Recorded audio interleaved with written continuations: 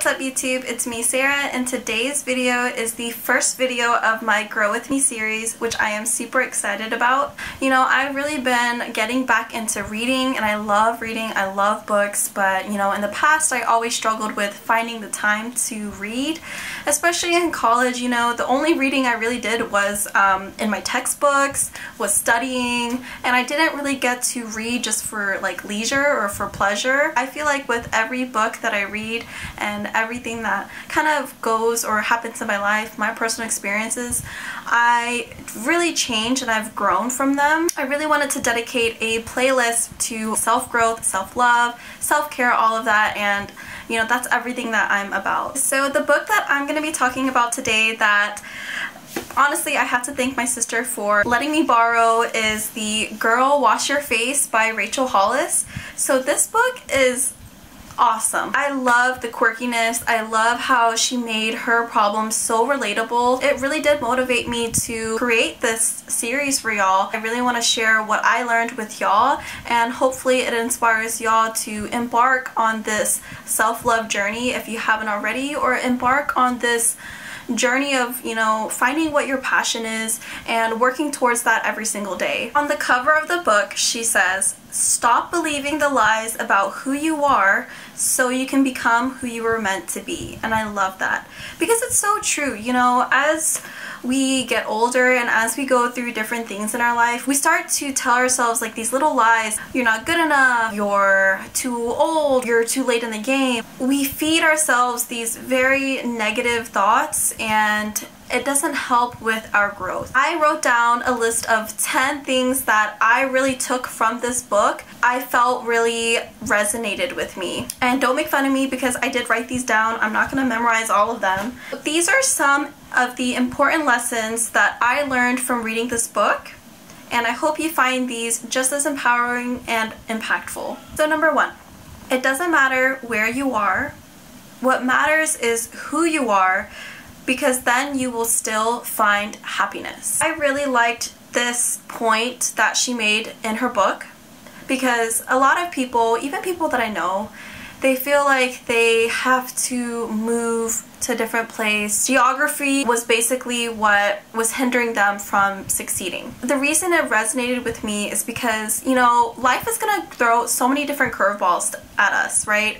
Life is gonna put us through so many different experiences and life lessons. As long as you are true to yourself and you know who you are and you stick to what matters to you, you will still be able to see like the light at the end of the tunnel, right? You'll still find happiness even in the darkest of times. And I think that's really important, you know, especially when you feel like there are other factors that's kind of pushing you to not be happy. As long as you're true to yourself, I really do believe that things will fall into place. You can still be happy even when the circumstances may not be the greatest. So the second point that I loved from her book was to vow to never break another promise to yourself again. Imagine if you had a friend like that. You know, y'all had plans to go work out and your friend just kept flaking on you because they just wanted to continue watching their favorite show, or they were just too tired and feeling kind of lazy, or just didn't feel like changing, and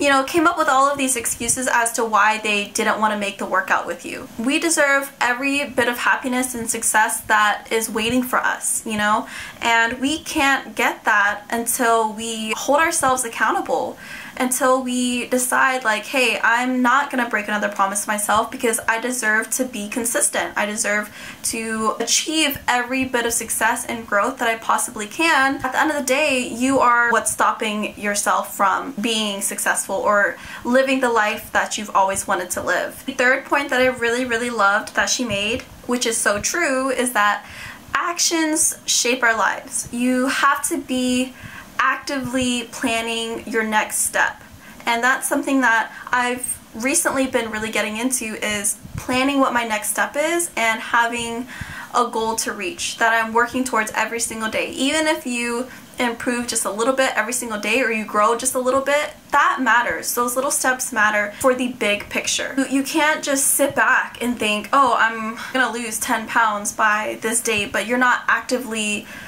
planning every single day how you're going to be able to do that. The people who are successful, they have a plan. You know, they're always thinking about their next step and how they're going to reach that point of success. Even if it's slow growth, you're still growing and you're steadily moving towards that goal. So the fourth point that she made that I really loved was that your to-do list every single day should always include you as number one. For me, that is skincare.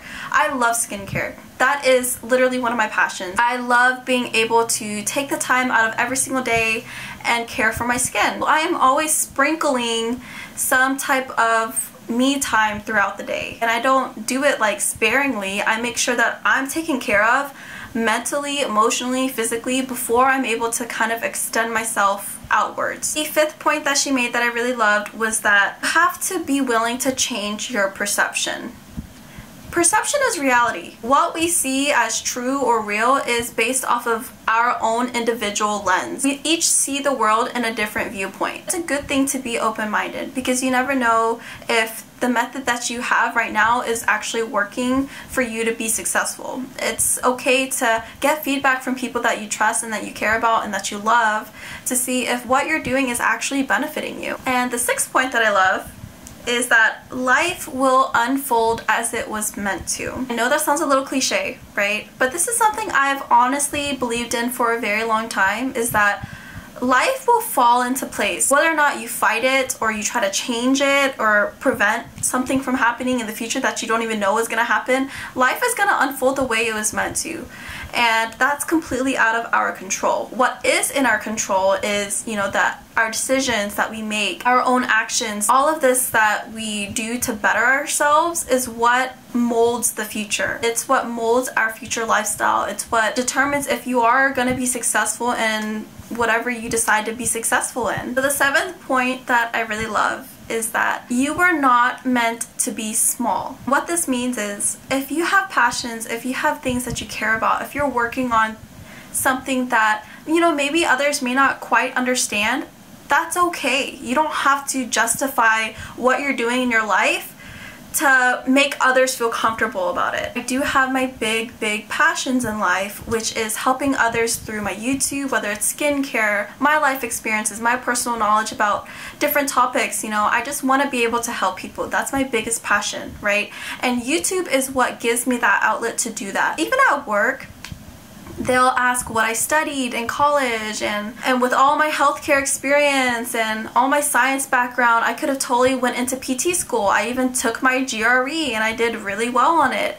All I had to do was apply to PT school. I didn't want to do it. I wanted something different for myself, and I wanted for once to not settle for security or like the safety net. I wanted to pursue what really mattered to me. They don't quite understand that. They're like, why don't you just do this? And they want to push you in a certain direction to match what, you know, is the norm, right? The normal path. You know, if you study this, if you do this, you should go in this direction.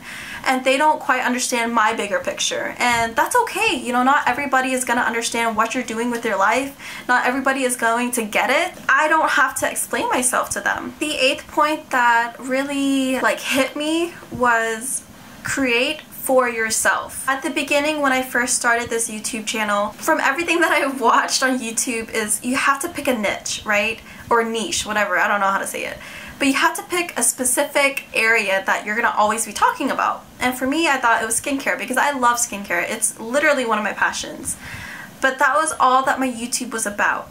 But originally, my plan for my YouTube was to be about me. It's supposed to be about my personal experiences, my knowledge, skincare, heartbreak, college, whatever it was. I wanted it to embrace all of me in my life, to help anybody out there. I didn't want to limit myself. I put myself in this bubble. I put myself in this hole when I shouldn't have been doing that because it didn't feel right to me. You know, I should have just been creating this content because that's content that I felt was helpful to others, and maybe one day it will help at least one person. Even if I only get one view on a video, or even if I get one subscriber a month, it's something that I love to do, and I will continue to create videos because it brings me happiness. And if I can help anybody out there, then so be it. That's the best feeling, honestly. So the 9th lesson that I really loved was that you should always find purpose even in the absence of explanation. So you know how people say everything happens for a reason,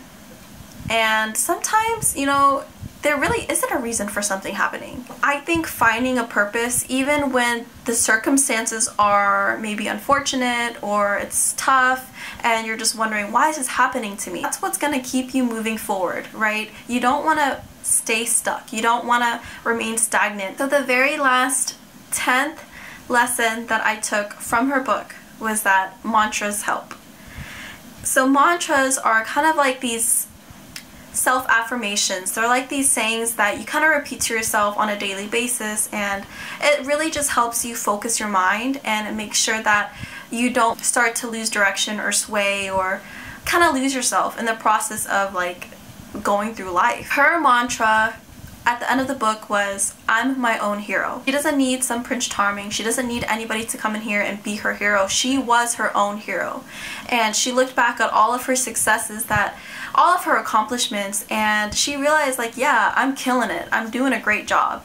And I think that's important for us all to reflect back on what we've gone through in our life and to be proud of what we have already achieved, rather than looking at it like, oh, I still haven't done this, that, because that can be really negative and it can really bring you down and mess with your mental state, your mindset. My mantra is kind of a long one, but it goes along the lines of, nothing can disrupt my inner peace. I like to speak things into the universe because I feel like it will always listen, and everything comes full circle, so good or bad, and it's kind of like karma, but you know, if you put good out there, you will receive good. And even if you put good out there and you don't receive anything, that's okay. Be mindful and choose happiness. For me, this is the way I see it, is that I like to be mindful even in the small moments. And every moment of my life, I don't want to be absent-minded. I don't want to just go through my days and not really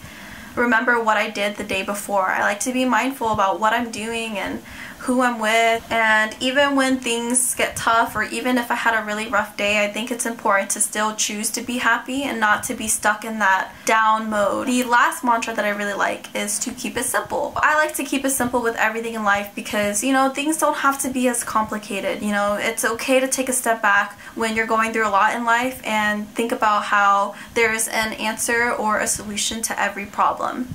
And that's really gotten me far, and I felt like that's a good mindset to have, and hopefully it helps anybody out there who may be having a hard time just removing themselves from a situation and regaining perspective. So these were the 10 lessons that I learned from this book, and I highly recommend this book to everybody. I think it's a great beginner self-help book. It keeps it simple, but it's also just so awesome. Like, I love this book, and I'm really happy that my sister just kind of threw it at me and was like, hey, read this, and I read it within like 2 to 3 days. I hope that you guys enjoyed this video. Let me know if y'all have already read this book or if you are gonna read it. I would love to hear your thoughts. Thank you so much for watching, everybody, and stay tuned. I post every single Monday.